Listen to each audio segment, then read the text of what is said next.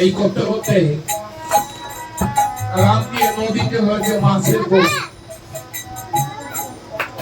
ডাকবাবু জাল নিয়ে মাছ ধরতে গিয়েছে। সব মানুষ মাছ পাচ্ছে, কিন্তু ডাকবাবুর জালে মাছ উঠে না।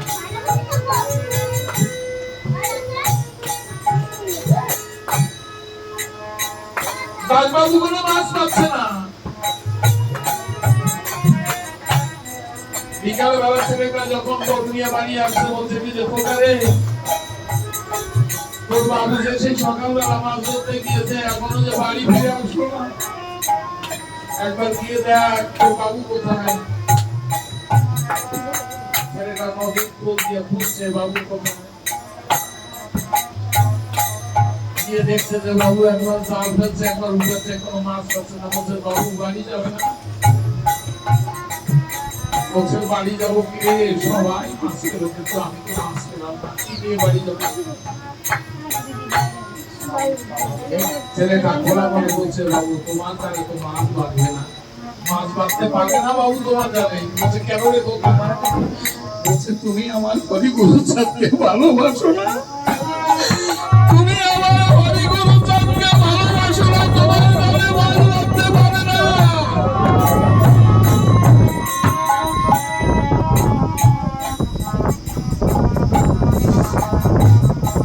বলছে তোর হরিচাঁদ গুরুচাঁদকে ডাকলে পরে মাছ বাঁধবে।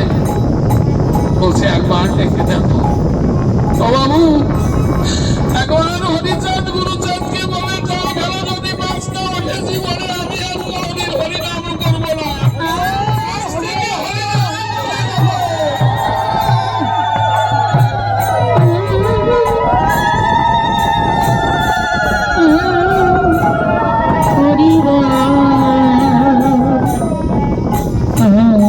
এই জন্য এই জগতে হরিনামের মাহাত্ম্য তারাই তারাই জেনেছে, যারা হরিপদে মন বুঝেছে, তারা হরিচাঁদকে বুঝেছে। এই নামের মহিমা তারা বুঝতে পেরেছে, আমি যদিও না বুঝতে পারি না।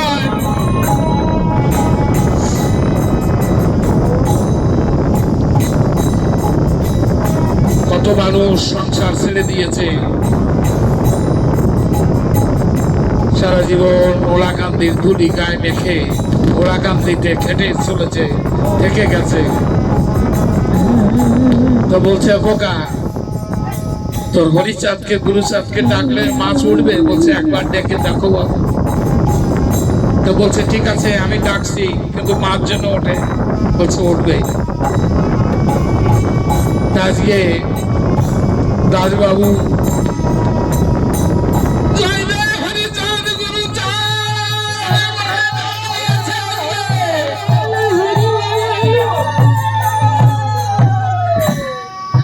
জাল ফেলে দিয়েছে।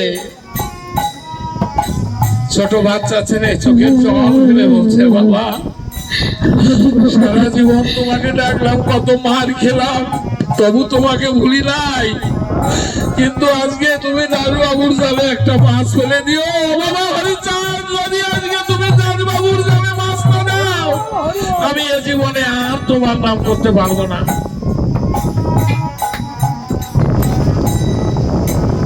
দাসবাবু আস্তে আস্তে করে জাল টানছে। জাল টেনে যখন জাল উপরে আসছে, দেখছে যে ওরকম মাছ জীবনে দেখে নাই। জাল ফেলে দিয়ে মাছের চিন্তা করে নাই। ছেলেটাকে জড়িয়ে ধরে বলছে কুকারে এই জন্যই বুঝি হরিনাম করিস, এই জন্য তুই হরিনাম বলতে পারিস না, এত কিছু করার পর।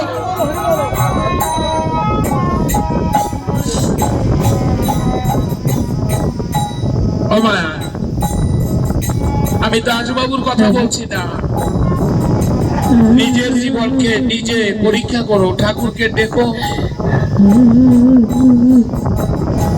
ঠাকুরের অজস্র করুণা তোমার পর বর্ষিত হবে, তোমার বিপদ থেকে তুমি মুক্তি পাবে।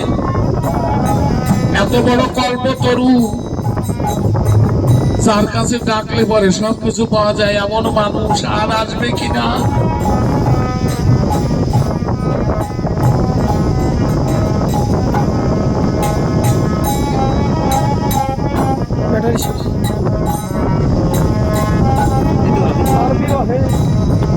দাসবাবু ছেলেটাকে জড়িয়ে ধরে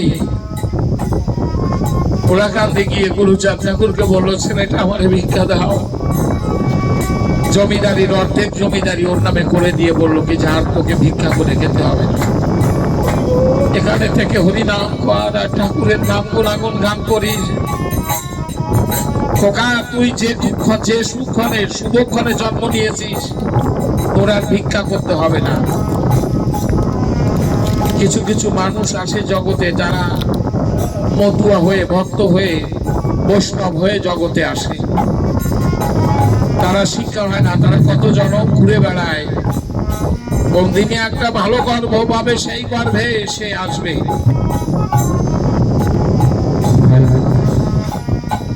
এই যে মতুয়ার মূল কথা, পিতা মাতা গাছের গোড়া, হরি গাছের ফল। পিতা মাতাকে ভক্তি করো, তোমার স্কুলের ঘরটাকে আগে বেঁধে তারপরে তোমার মতুয়া ধর্ম। তুমি যদি পিতা মাতাকে ভক্তি না করো, তুমি যদি কোনো মায়ের দিকে যদি তোমার লালসার দৃষ্টি দিয়ে তাকাও, তাহলে আর তোমার মতুয়া থাকা হবে না। তুমি মতুয়া থেকে নির্বাসন হয়ে যেতে হবে তোমাকে। এই জন্য মতুয়া ধর্মের মূল কথা হচ্ছে পিতা মাতা গাছের গোড়া, হরি গাছের ফল। আর এইগুলো, এই যে পিতা মাতা গাছের গোড়া, হরি গাছের ফল, এই শিক্ষা দেওয়ার জন্য আজকে আমার মতুয়ার ভিতরে গুরুবাদী প্রথা, গুরুদেব সন্ধান দেয় কে? এই পথের সন্ধান দেয় কে? গুরুদেব। গুরু গোসাই যারা আছে তারাই পথের সন্ধান দেয়।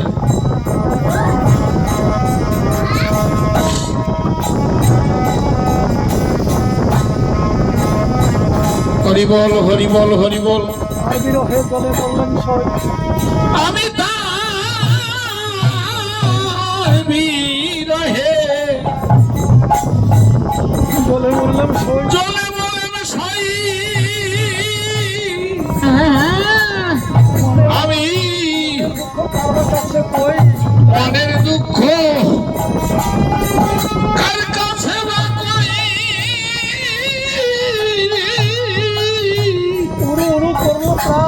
উড়ুই উড়ু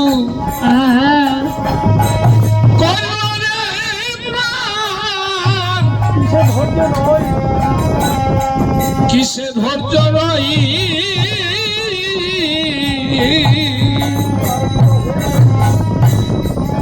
আমি তার বিরহে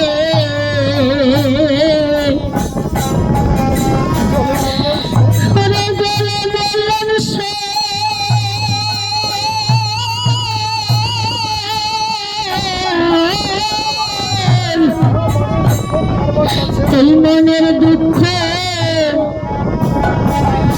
কার কাছে বা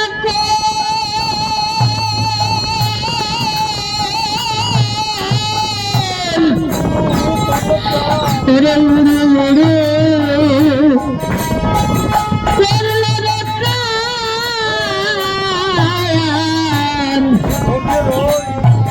কিসে ধৈর্য সবে